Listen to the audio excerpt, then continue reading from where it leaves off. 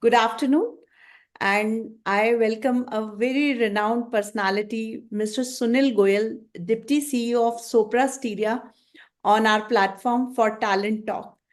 And today we will discuss about break the limits, how to push the boundaries as an entrepreneur. And I'm sure his career journey, his leadership skills would inspire our audience because Talent Grow Global has a vision and mission to inspire and motivate youth of India. So, sir, a very warm welcome and sparing time for us and audience of Talent Grow Global. Sunil, sir, Thank as you. welcome, sir. Sir, before I ask you any specific question, I would like you to brief about yourself, give a brief about your career journey so that our audience can understand you and can get motivated from you. Yeah, thank you, Indu, for having me with you this afternoon. Uh, very briefly, I graduated from IIT Roorkee in 1989 and then briefly worked with a telecom company as a support engineer, then shifted to Wipro in their dealer sales and worked there for 2 years. And then the entrepreneur bug struck me in 93 and we started with different businesses, ended up being Wipro dealer for hardware sales. And we did pretty well there. Then we went into software in 1999 with another colleague from Wipro. And then in 2000, we got city funding where we were able to establish office in Vancouver, Seattle, and development center in Noida. We grew the team to 100 people. We managed to navigate the dot-com bust, and we were one of the pioneers, I would say, in product development, offshore product development, as it was called OPD at that time. And in 2005, we decided to be acquired by a Scottish company called Newell and Budge, which within 2 months they were acquired by Sopra. So we had a change of ownership clause. So obviously we were very lucky that we got our money upfront. I decided to continue with the company. My CTO, he didn't want to work with a large company, so today he works as an independent consultant. And my CEO, who was with me right from 93, Pankaj, he was there with the company till end of 2008, but then he wanted to be a serial entrepreneur. So he left in 2008 in Vancouver. He still stays there. And for the last 18 years, yes, now I have continued with the company. We've grown the company from 100 people to 1,500. Then we merged with Steria in 2015. It was a 5,000 people company where I got the experience of merging two different organizations with two different leaderships, culture. And then after the successful merger, we grew the company by around 1,000 people size. So today in India, we have our office in Noida, Chennai, Pune, and Bangalore with two companies, Sopra Steria India Limited, which is into the software application management, development, and services business, and Sopra Banking Software, which supports the group's R&D and professional services for its core banking platform. So yeah, it's been an interesting journey for the last, I would say now 32 years. Oh, that's great. Quite inspiring and really diverse experience. So, what sparked your entrepreneurial spirits? So to be honest with you, yes, I have asked this question myself, and also I get asked this many times. But to be honest with you, I think it was just one thing in college when I was there. It was the will to do something, but what and how I never knew. Obviously, I come primarily from a business background, but yes, those are traditional businesses which are done in my village. My dad was one of the first graduates from his village, so he did not handle the family business, and he's been in job since 1965. He retired at the age of 76. So I think it was that spark that I have to do something, and that is where I met my first business partner at Roorkee itself. But we again met at Wipro in 93, sorry, in 91. But for 2 years, we kind of discussed, okay, we need to do something. We need to do something. What? And as you know, in those days, banks would not fund anything. There was no private equities or VCs or startups. And obviously, we did not have any money with us because the salaries in those days were not something which will give you a lot of money to save. So it was just one day when Pankaj said, okay, Sunil, we have discussed it a lot. I have resigned from the company. I resigned the next day. My daughter was 25 days old at that point of time. And that was a start of a very interesting, exciting, journey, I would say. So yeah, just in summary, I think it was just a will to do something on my own. And beyond that, I don't think so it was anything else. And for Pankaj, obviously, it was a different objective. But what brought us together was the ethics and values, which I think we practiced for both of us had, I think, a similar ones, which I think got us together. And yes, as one would say, yes, rest is history. Yeah. So looking back at your career journey, the decision you made, hard decision when your daughter was just 25 days old. So how you feel about it? I'm sure that time it must be a panic situation in the family. So how you navigated and gathered the courage? So to be honest with you, it was not a panic situation because my father came to support me. I mean, I was staying with him, and he was very clear that yeah, he can afford to keep me under the same roof and the same food which is cooked as long as I'm okay with it. I can stay, and he was very clear. I mean, he had obviously he did not have the money to fund the business, but he did provide that support. But I think in all these things, what's really important is the people around you. It's just not the money support, but it is psychological support. As today we say psychological safety. They're there in your times of when you're down, because in entrepreneurship you never know, you're the one, you're taking the final decision. There's no one to whom on whom you can put the blame. So you need someone who becomes, as we say in Hindi, the sarthi or the guide or the mentor. So I think that is what I had my father to do it. And obviously, the psychological safety was that if you're not able to succeed, obviously, both of us had degrees from IITs, and my business partner also had done his MBA from Bangalore. He was a gold medalist from there. So we had that confidence on our abilities and skills. And obviously, I had a house to stay, and my wife did not make too many demands, so that also did provide me a lot of help where because we were just married and we had a kid. But I think my parents and she took care of my children. And yes, I think during that journey there were really lots of ups and downs, which we will talk about it. But I think initially, fortunately for me, it was not a panic situation, because the confidence that yeah, we can always go back to job because we have that professional skills, and the family support, which really I think I would say was a key in terms of helping us out. Fortunate, I think I would say we were very fortunate to have that support around us. That's great. So you spoke about two things, like one is psychological safety and emotional support, which is of course very crucial. And second thing, you spoke about the skill set. So what kind of skill set, like our youth, you would like to give a message, like what kind of skill set, what kind of experiences we need to hone for, developing entrepreneurial skills, which I would say rather those are life skills. Yeah. So So, no, that's an excellent question, Indu, and it's very close to my heart, which I talk about. Because today, unfortunately, what has also happened is a lot of things from our childhood, we are just told, do this like this. If you don't do it like this, it will be wrong. So we are kind of told to travel in a straight line, right? And as long as it's going straight, we know how to handle it. And this whole thing about coaching and everything, which people have started doing it a lot, obviously that has not made things easy, because you are said that, yeah, if you do this, you will pass your IT exam or whichever exams of those.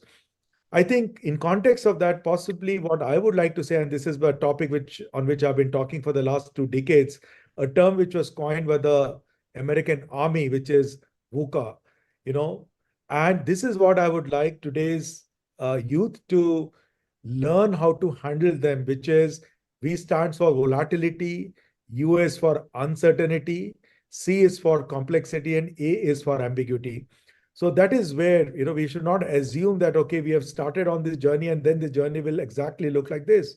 We have to be we have to be very clear that as we have started the journey, the path can take us anywhere, and we should be ready to handle those situations when they arise. So we cannot predict exactly what the situation would be. And as a situation arises, we have to use our, all I would say, the reasoning, the critical thinking, the bouncing off with our mentors, etc., to take decisions. So, and plus this world is getting only more volatile because, we've always said that change is the only thing which remains constant. But trust me, the speed of change which is there, that's become so much that even people like us who've been entrepreneurs for 12 years and now I'm handling this business. Like, for example, in 2022 December or November, when ChatGPT was, released. I mean, you've heard of AI, not, it's nothing new topic. It's been there for the last 40 years. I mean, the whole uh, neural language programming and machine learning and AI, it's all been there. But ChatGPT, when they came out with a commercial model and what it's going to do, it's just put everything into a very, very complete disarray. And today we are still handling those situations that, yes, going forward, how will it impact business, what I need to do, how much I need to reskill my people, etc. So I think the speed of change is only going to become even faster going forward. And that is where I think our ability to handle uncertainty and ambiguity.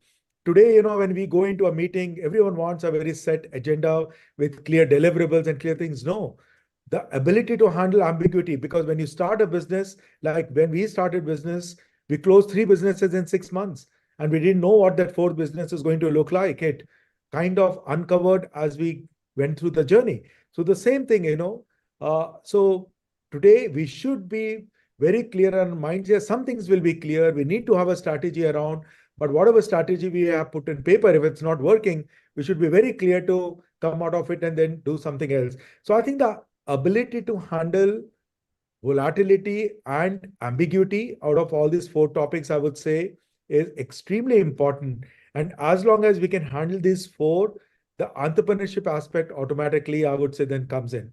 You know, so I think for the current youth, they should be willing to handle all the 4 without getting bothered by it. Because today, if something happens which we're not prepared, we get bothered and we start cursing, the people around us or God, why he has given us. But no, we have to take them as a learning opportunity.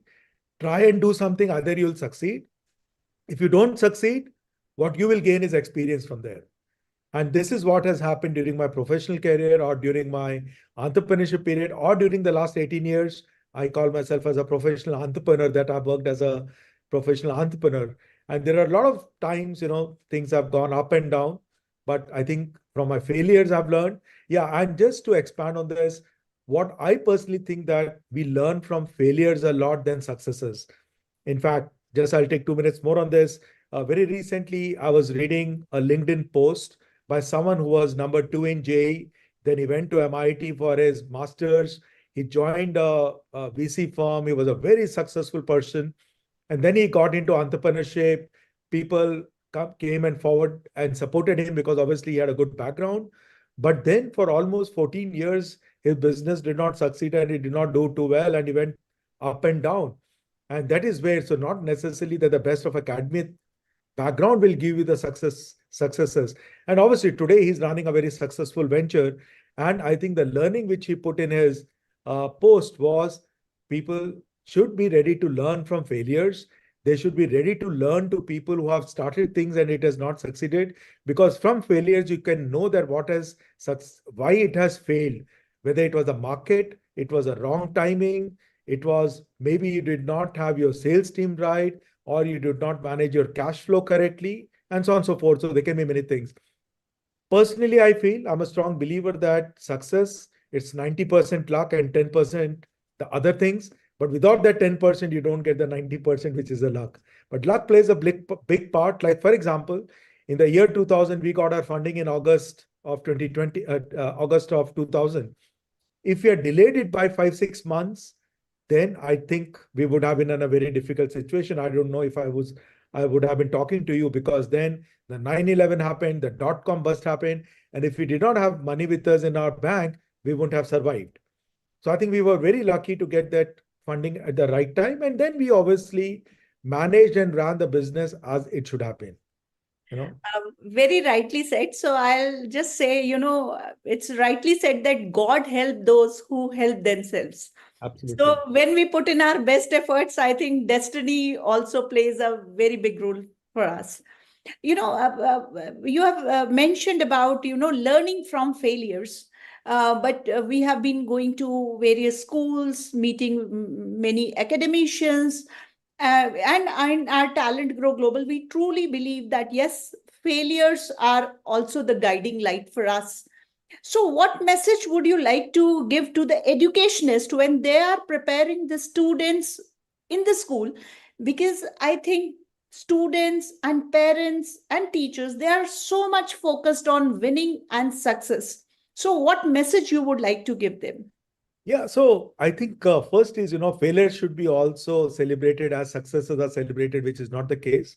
But today, when you go to the Silicon Valley, if you have failed, it is not a taboo. It is perfectly fine. And, a person who has failed in even two, three businesses, I mean, no one shuns him from the society. Unfortunately, in our society today in India, if you failed in something, you're just put on the side. So I think a couple of things which can be done. First is, yes, today, when we talk about case studies, these are all case studies about successes, whether you look at Harvard case studies or any case studies. I think there have to be more case studies spoken about the failures. For example, I was very lucky enough to hear Mr. Vinod Khosla, the founder of Sun Microsystems, and today one of the most celebrated entrepreneurs in the Silicon Valley. And he has started this Khosla Labs in Bangalore, where he's now funding a lot of startups. In fact, he told his story in one of the conferences of Microsoft NASCOM that when he passed out from IIT, he started a soya milk factory, and that was a big failure. And fast forward, he started more than 100 ventures, of which 15 have succeeded and 85 have failed. Maybe those case studies of 15 have been documented, but not those 85. Possibly we need to also document of those 85 case studies and see what did not work in that case. For example, in 2000, when the dot-com boom was there, so many internet companies started, and possibly today, 99% of them are failure, and one of them, like, say, Naukri.com has succeeded, correct? Or Book My Show, for example, has succeeded. So I think in this case, it was more of timing. Maybe some of these ideas were ahead of their time. And when you're ahead of that time, then obviously the things don't click. Or those days, internet access was not readily available the way it is today on your mobile. And like, for example, we worked for a company called Webvan in 2000, where we were developing application for them for ordering online through voice. I'm talking about 2001, right? Not 2024, using voice to order. And obviously, web was there and mobile. And mobile, I'm talking again 2001, when smartphones were not very popular. I mean, it was those normal phones, correct? And that company, which had a valuation of 1 billion with a dot-com bust, it came down to 5 million from a billion. But today you see Blinkit or Zepto, or there's so many of these online grocery stores which are doing extremely well. I mean, our children don't even buy anything from the grocery store. Even if they have to buy a shoelace, they will buy it from an online store.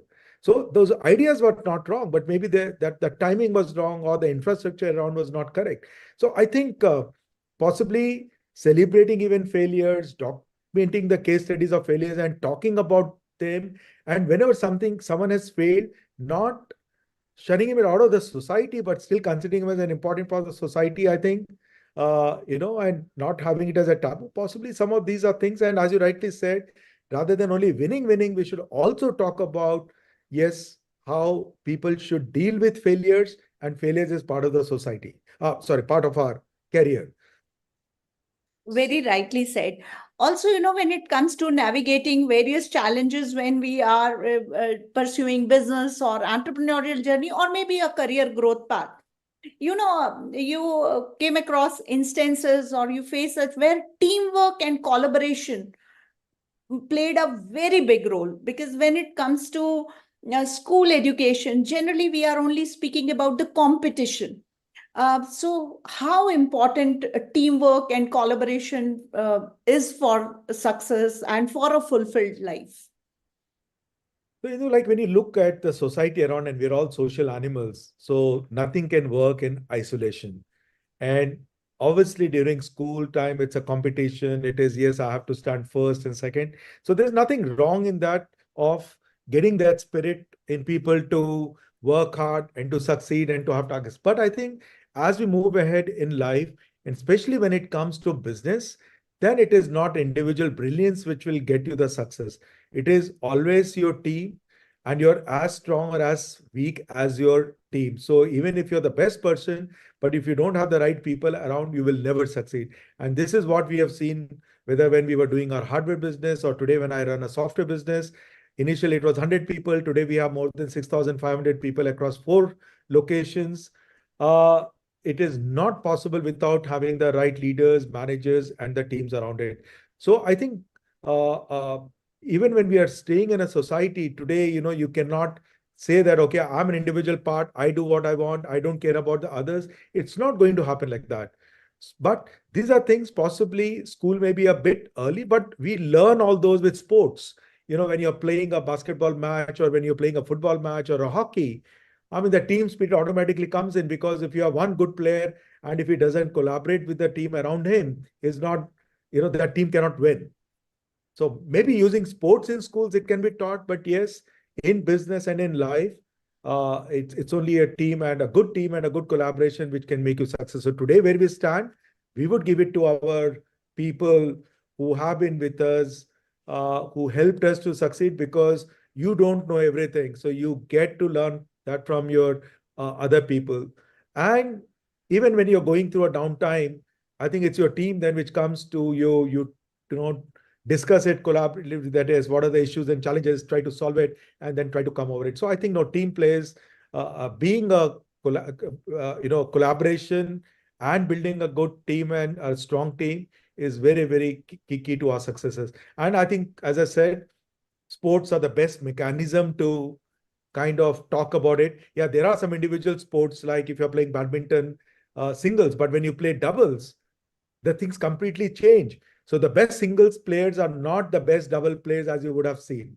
Yes, very true. When it comes to leadership, especially the people-centric leadership, developing and helping people. But as a leader, sometimes we need to make tough decisions also. So how you balance it out, basically? So for me, I think principles of Bhagavad Gita has been a driving factor in the last 2, 3 years. Obviously, before that, maybe I was following the same principles, but maybe the thoughts or my rationalization of thoughts were not exactly like that. But yes, the principles in Bhagavad Gita, I think, have helped me to crystallize my thoughts, which obviously says that you need to do your karma. And when you're doing your karma, to do that, whatever is required, you have to do it. Otherwise, you're not being justifiable to it.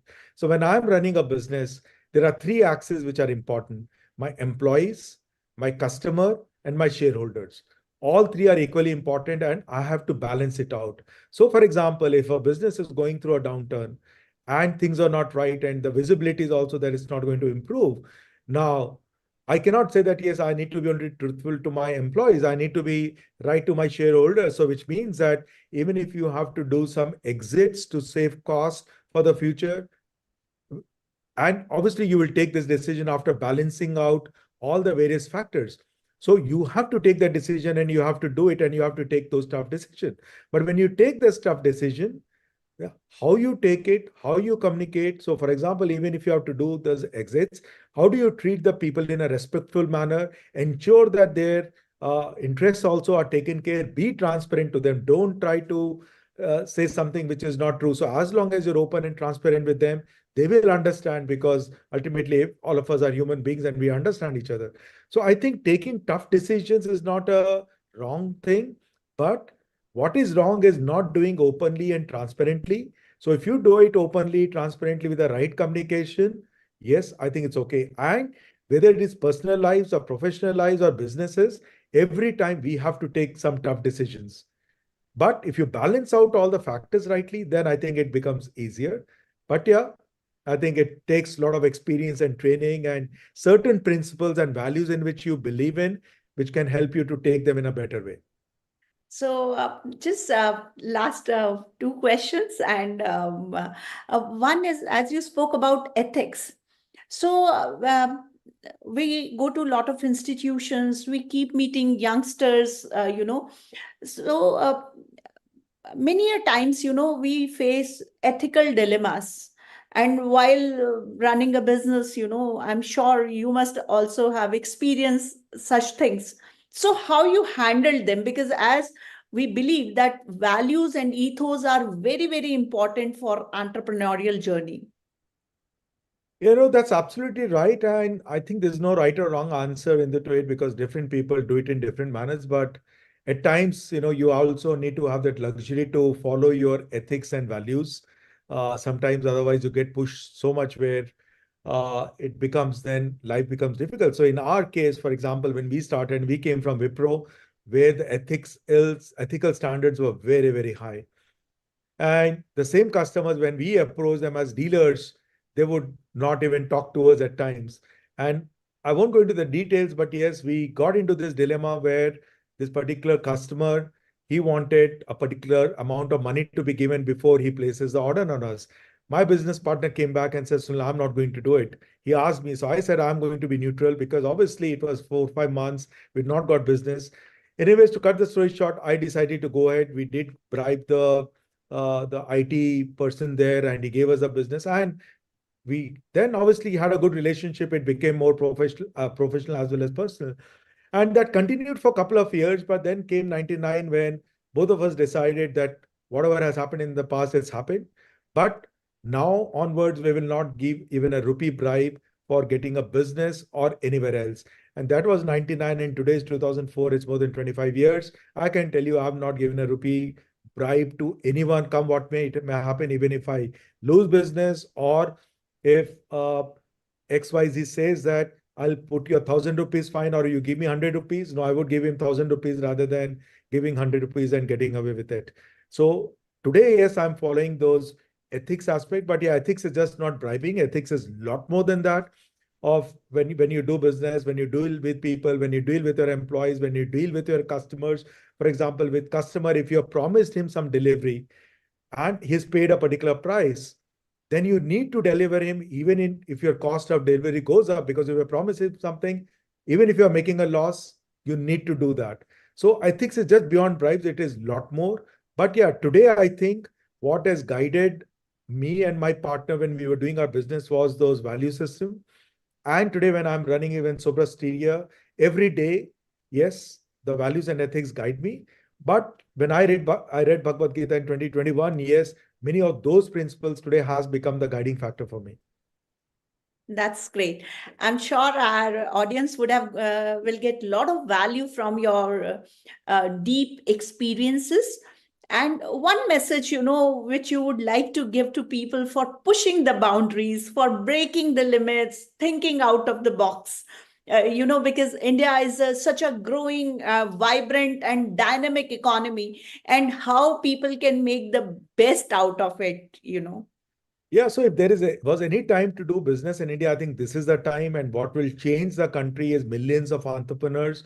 And I would obviously love to see if 50% are males and 50% are females, like you got into entrepreneurship. Bindu. So, uh, but I think, whenever we see success of someone, it's like a iceberg where you see only the 10% and you don't see the 90%. And that 90% is what you're talking about, which is pushing the boundaries, pushing yourself beyond what you're capable to do it. Even like, in our Ramayana, it said that even Hanumanji did not know what his strength was, what he could do. But when he was told that yes, he's capable of doing it, he did that.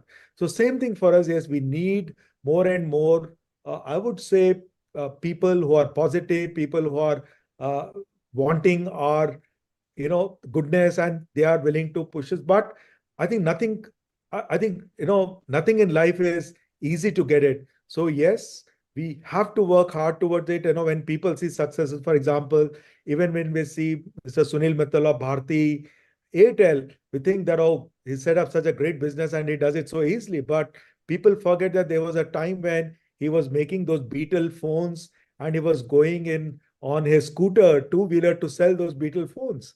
We forget that journey which has gone through, because that would have been the toughest part of his journey. Or when we hear about Nirma washing powder, or even this guy who came from Kanpur who manufactured this Ghadi washing powder, which he used to go on his cycle to sell. So I think there is no shortcuts to success. I tell people that whether it is a career or business, it is not a sprint, it is a marathon race. And I tell them that don't sprint the marathon. And marathon, it is long term. It is thing which requires constant thinking, constantly changing your strategy, constantly rethinking on that and working towards it. And it is hard work. It will sometimes really, really drain out you completely, but then next day you have to again come back with the same energy to, put in your best. So there are no shortcuts. And whatever we talk about, hard work, ownership, putting everything in, etc., etc., all these things are required. And no one else can push your boundaries. You yourself has to push what, for example, it's like a marathon race. The first possibly 35 kilometers, the runners are able to do it well, and that is what they practice. But the next 7 kilometers, they just push themselves to run that. In fact, my son ran a marathon in 2023, and we were there to witness it. And he had not done more than 30 kilometers. It was on that marathon race that he did that. So he pushed his own boundaries to finish it up, and the joy and happiness which he got after completing. So that is what we have to always imagine what we are going to get after pushing our boundaries. And I'm sure sometimes we may not get the results, but yeah, most of the times when you do it, we do get it. That's great. And thank you so much for your valuable time and your valuable inputs. And I'm sure in future also you will give your valuable time to our audience. Thank you so much. No, thank you. It was a pleasure speaking to you this afternoon.